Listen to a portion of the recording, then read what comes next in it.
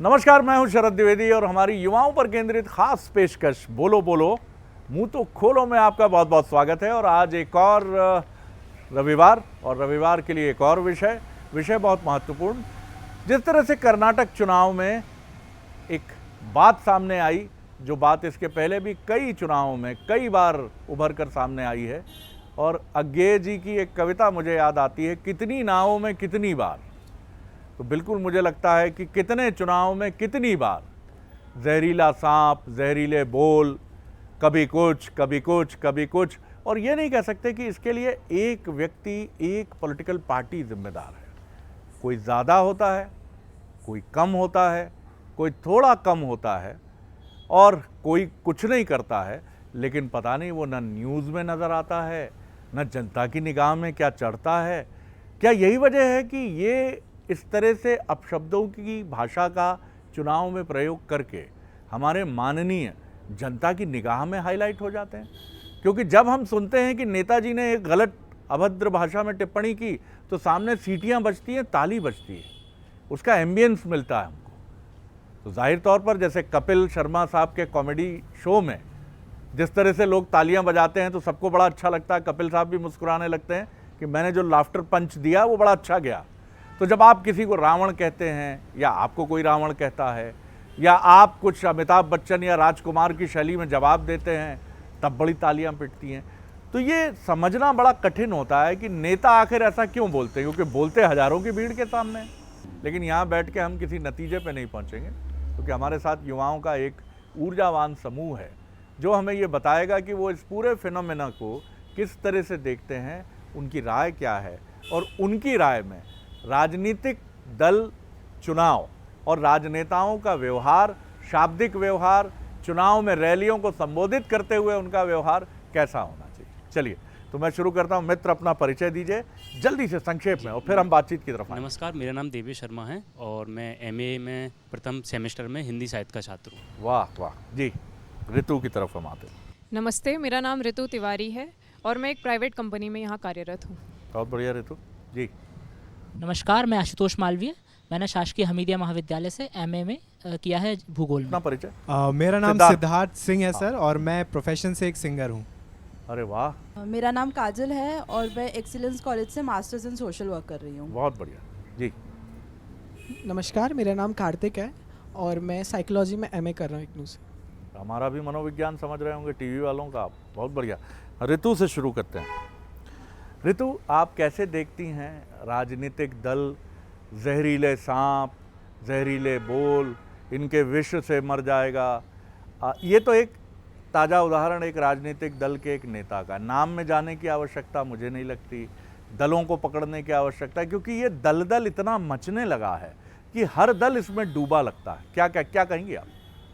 कबीर के एक दोहे से शुरू करना चाहूँगी। निंदक नियरे राखिए आंगन कुटी छबाए, बिन पानी साबुन बिना निर्मल करे सुहाए।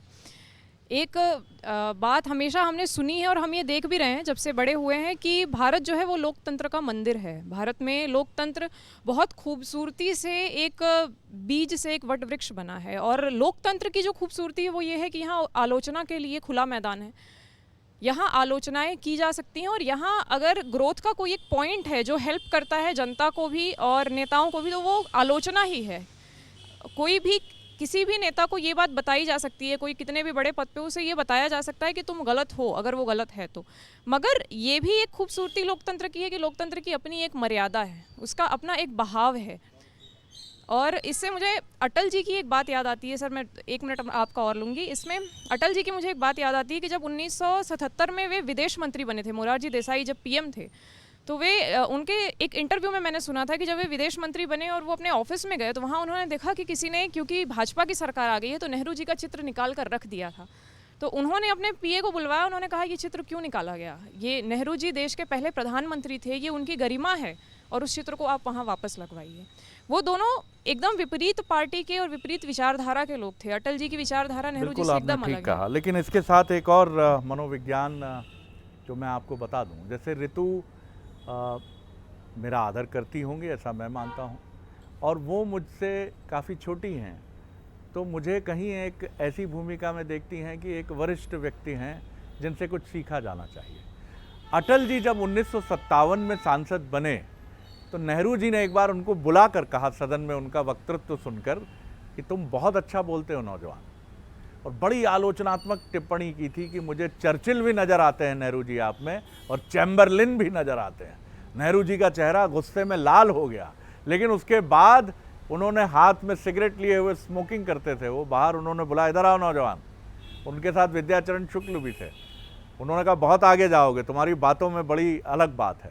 तो आप एक लगाव महसूस करते हैं, लेकिन आज के नेताओं के बीच में क्या वो रिश्ते हैं जो नेहरू जी और अटल जी के बीच में थे? आपकी तरफ आता हूँ जी।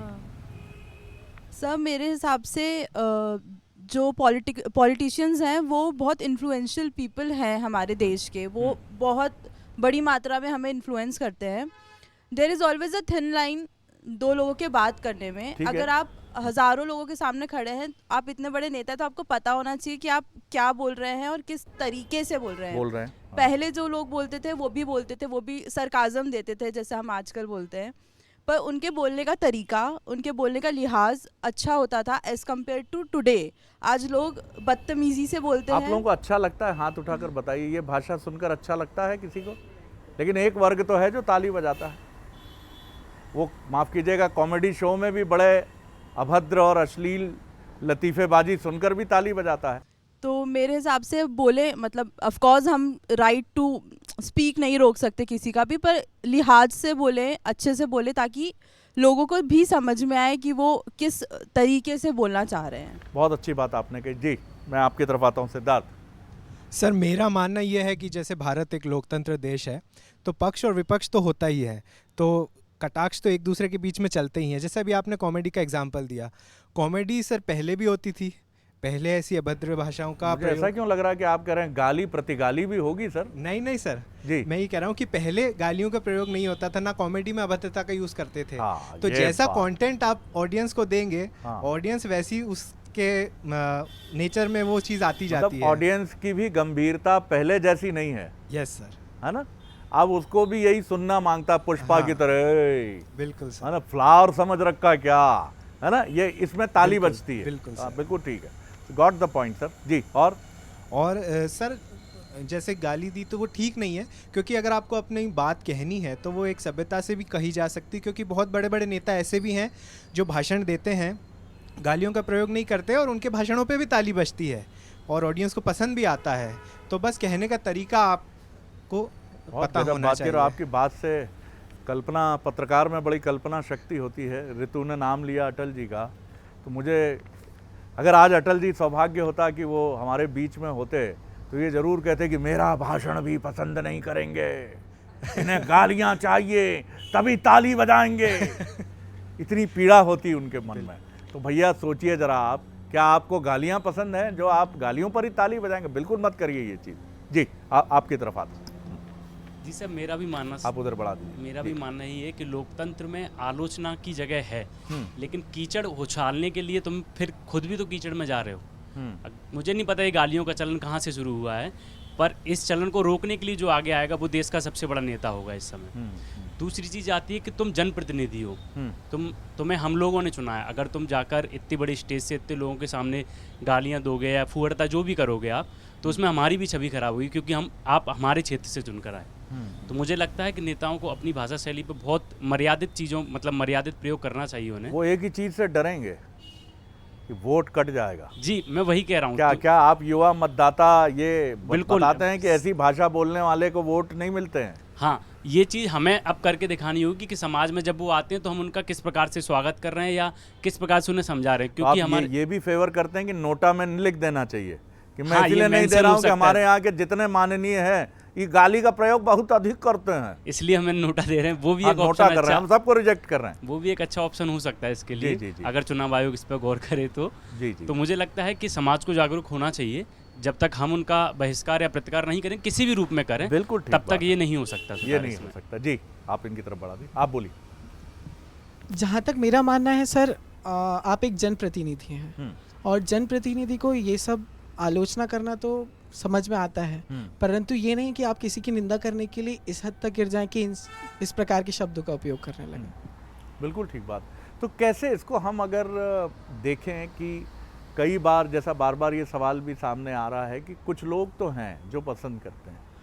कुछ लोग ज़रूर पसंद करते होंगे सर, हाँ। पर हमें रियलिटी, ग्राउंड रियलिटी तो यही कहती है ना कि ये सब अच्छी बातें नहीं हैं। और हम चाहें तो मतलब आप एक पब्लिक रिप्रेजेंटेटिव है सर, तो आप ये ज़रूर बोल के आपको ज़रूर तालियां मिल रही है, परंतु इसका अर्थ ये नहीं कि आपको वो सही में पसंद कर रहे हैं। हाँ, कुछ भीड़ का हिस्सा कुछ करता होगा, पर पब्लिक आज खुद आप समझदार क्या है। सुनना चाहते हैं ऐसी सभाओं में? अगर मान लीजिए एक नेता दूसरे नेता की आलोचना कर रहा है, दोनों राष्ट्रीय स्तर के नेता हैं, तो आप उनके बीच में किस तरह, अगर उन आलोचना में क्या सुनना चाहते हैं?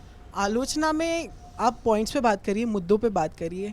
रावण या फिर आप ये नाग या फिर इस तरह के शब्दों का ना उपयोग करते आप थोड़ा सामाजिक बातें जो रहती हैं वो करेंगे तो मुझे लगता है ज़्यादा सही रहेगा। बिल्कुल ठीक है। और जैसा ऋतु ने उदाहरण दिया कि अटल जी की कविता ही कहती है कि छोटे मन से कोई बड़ा नहीं होता और टूटे मन से कोई खड़ा नहीं होता। तो आप कैसे लड़ेंगे साहब जब आप अपने प्रतिद्वंदी की फ़ोटो देखकर आपको गुस्सा आने लगता है और आप कहते हैं हटाइए फ़ोटो, हम नहीं चाहते हैं कि ये व्यक्ति रोज़ हमको दिखे फ़ोटो में भी? फिर क्या आपकी प्रतिद्वंदिता है सर? जी मालवी जी। सर मुझे ऐसा लगता है कि जो राजनीतिज्ञ होता है, जो अपने राजनीतिक जीवन में वो दोहरा जीवन जीता है, हो सकता है कि वो बहुत अपने घर बड़ी में बात कही इतना सरल और दोहरा सहज हो। जीवन हम भी अपने में झांके तो कई बार पाते हैं। Duality is a part of तो ह्यूमन उसको लाइफ। दोनों चीज़ों को उसको सम्यक रूप से मिलाने की आवश्यकता है कि हो सकता है कि वो अपने स्वयं के जीवन में वो जिनके बारे में कहा है, जैसे अभी उन्होंने मोदी जी के लिए कहा है, तो वो मोदी जी का बहुत सम्मान करते हो, हृदय से जब मिलते हो तो आपस में ना सिर्फ हाथ मिलाते हो बल्कि गले मिलते हो, बिल्कुल आप साथ में सही कह रहे चाय हैं। पीते होंगे। सेंट्रल हॉल में जब मिलते हैं तो बिल्कुल। चाय नाश्ता सब साथ में जब जॉइंट हो सेशन सकता होता है। है तब साथ ही रहते हैं और हमने जी। इस प्रकार की तस्वीरें भी कई बार देखी हैं। लेकिन कई बार ऐसा समाज का और उनकी जो हो सकता है उनकी टीम है हो, उसने ही कहा हो कि आप ऐसा यदि आपत्तिजनक बयान देंगे, कंट्रोवर्शियल कहेंगे अरे तो आप ट्रेंड में गुरु, रहेंगे, पकड़ लिए हैं आप तो वो भी बिल्कुल हो सही सकता पकड़े है। हैं। बाकी वो खुद नहीं चाहेंगे, मुझे लगता है कि उनके घर के बच्चे ऐसा बोलते हुए उन्हें सुने, तो वो उनकी भी एक प्रकार से मजबूरी है ये। वो एक भी और समझना मेरे चाहिए। दिमाग में दृश्य चित्र खिंचा।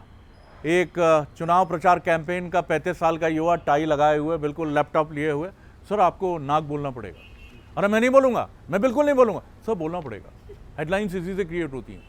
हाँ थोड़ा लगेगा आपको, डैमेजिंग होगा, बट लेकिन कुछ नहीं होगा सर, इससे हमको अल्टीमेटली फ़ायदा होगा। ये फिगर्स देखिए सर, इससे पहले के 14 के इलेक्शन में ये बोला था सर, इससे पहले तो रावण बोला था सर, कंस बोला था सर, सब सुपर हिट गया सर। मान गए सर, ठीक है तो बोल लूँ, बोल लो। क्या बात है सर, कमाल है, मज़ा आ गया जी। सर मतलब इतना वो भी नहीं है, लेकिन ज़्यादा हो गया क्या? ये चीजें तो थोड़ा वोट बैक गियर रहा हूँ जी। ये चीजें वोट में नहीं कन्वर्ट होती, लेकिन जी। वो कुछ समय के लिए तो ट्रेंडिंग में आ जाती है। कई लोग हो सकता है उनका नाम नहीं जानते होंगे, लेकिन ये एक बयान के कारण हम सब लोग उनका नाम जानते हैं आज। इससे पहले भी कई नेता थे जिनके ऐसे कई सारे वायरल ट्वीट्स हो सकता है बाद में आए, वो तो उनका नाम भी जान सकते हैं। तो इस प्रकार से वो न्यूज़ में और हेडलाइन में तो आ ही जाते हैं, वोट में नहीं तब्दील होती हैं चीज़ें। अब दूसरे दौर में ऋतु हम इस पर बात करें कि चुनाव में मतदाता, विशेषकर युवा मतदाता, भारत एक युवा देश है, तो युवा मतदाता क्या चाहता है? ठीक है, मुद्दों की बात कर ली, नौकरी चाहिए उसको देश में सुरक्षा चाहिए, उसको एक ऐसा समाज चाहिए जहां मूल्य आधारित व्यवस्था हो, सबको आगे बढ़ने के समान अधिकार हों। लेकिन इसका सबसे बड़ा आवरण जो है, जैसे हम एक किताब या फिल्म का ट्रेलर देखकर उसे देखने या खरीदने जाते हैं, वैसे ही भाषण सुनकर नेता के बारे में राय बनाते हैं। अब इन परिस्थितियों में आपको लगता है कि कैसे हमारे नेता मुद्दों पर आएँ, देश पर मुद्दों पर बात करें और देश को आगे बढ़ाने की राजनीति की तरफ बढ़ें, क्योंकि असली तो अधिकार आप ही के पास है, मेरे ही पास है मतदाता के नाते। कैसे हम ठीक कैसे कर सकते हैं इसको?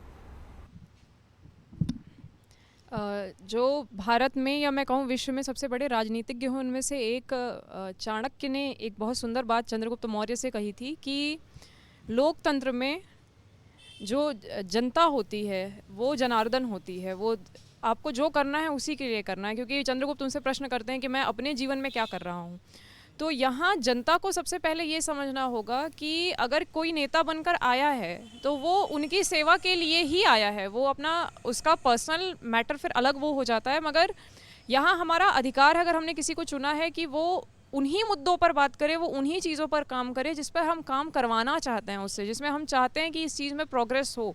और उसके लिए वो शायद वो चेंज थोड़ा सा टाइम ले, क्योंकि अभी ये एक ढर्रा चला आ रहा है कि हम जाति के नाम पे वोट कर देते हैं, हम अपने क्षेत्र के नाम पे वोट कर देते हैं, जातिवाद, क्षेत्रवाद, और काफ़ी कुछ अभी काफी ऐसा सारी चल बात। रहा है जिसमें कि खेमे बटे हुए हैं। जिस दिन बात एक्चुअल मुद्दों पे होगी, जिस दिन बात इस चीज़ पर होगी कि नहीं, हमें जो ग्राउंड पे प्रॉब्लम्स हैं उनका हमें सोल्यूशन चाहिए, हमें उनके बारे में बात करनी है, जिस बहुत दिन अच्छी हम बात। अपना ये विचार बना लेंगे उस दिन इनको खुद सुधरना पड़ेगा।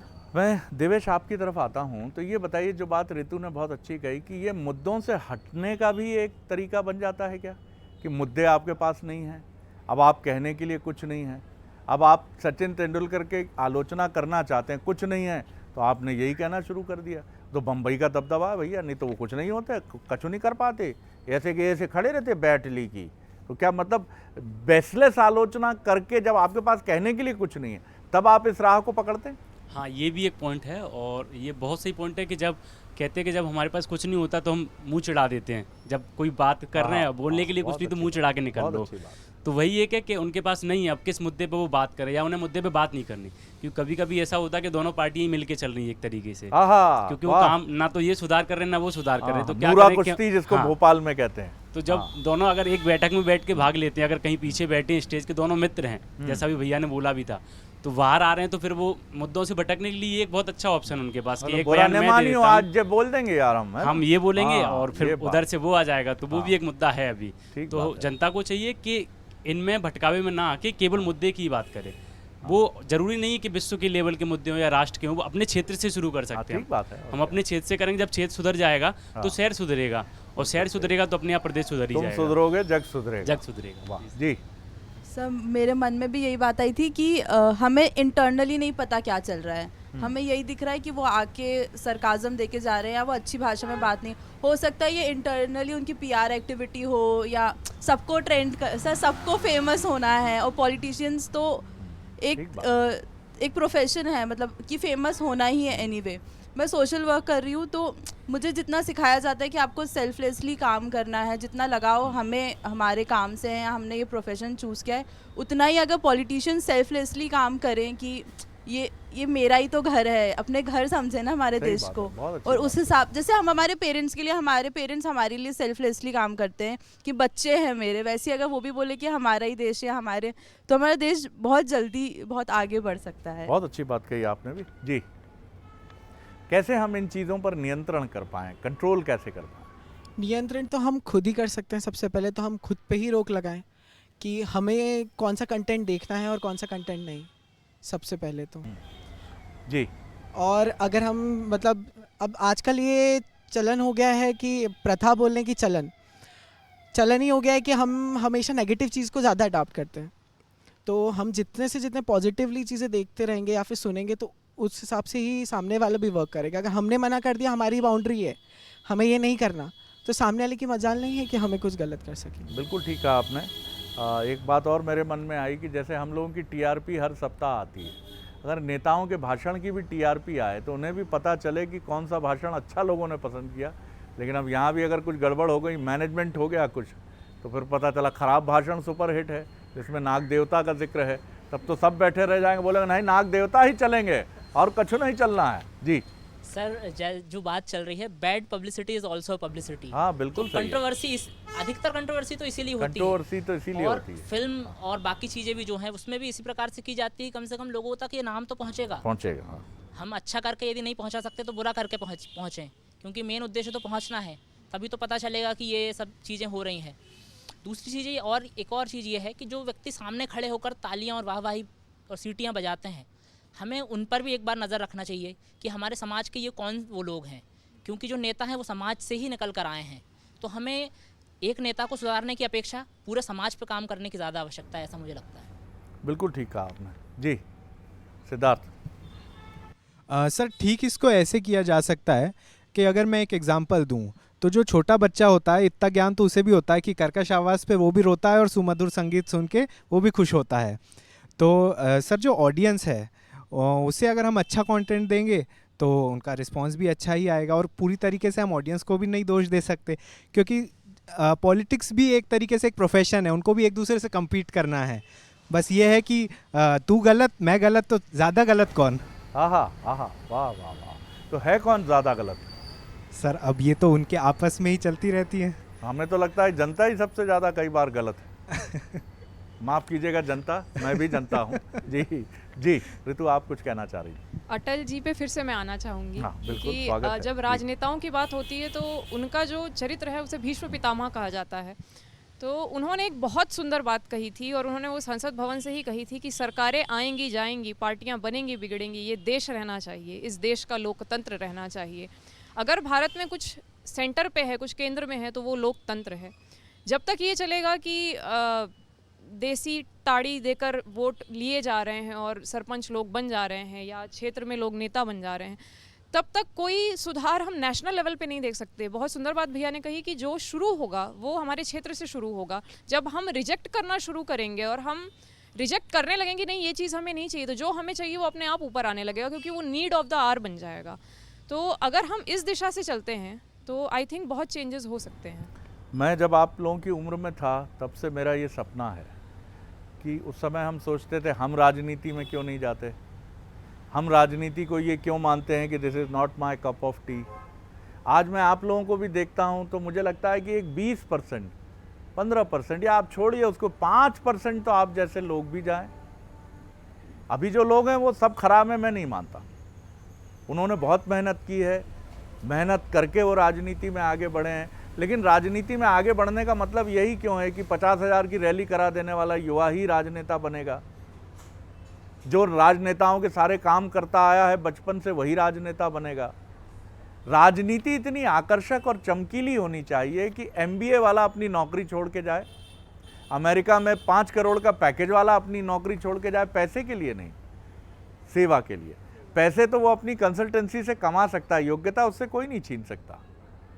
और बाहर कई देशों में ये स्थिति हमने देखी है कि प्राइम मिनिस्टर भी चिकित्सक हैं और वो अपने क्लिनिक पे 1 घंटा 1.5 घंटा बैठते हैं, क्योंकि वहाँ वो राजनेताओं का वो स्टारडम नहीं है जो हमारे यहाँ क्रिकेटर्स का, राजनेताओं का है। चलिए, बहुत अच्छा लगा आपसे। किसी के मन की कोई बात हो तो अभी बोल सकते हैं। जी बिल्कुल, बोलिए। हम पब्लिसिटी की बात कर रहे थे तो मेरे दिमाग में यह है कि ओसामा को भी सब जानते हैं, ओबामा को भी सभी जानते हैं, पर जब हम दोनों नाम सुनते हैं तो हमारे दिमाग में ये होता है कि हम एक को अच्छे के लिए जानते हैं, एक को बुरे के लिए जानते हैं।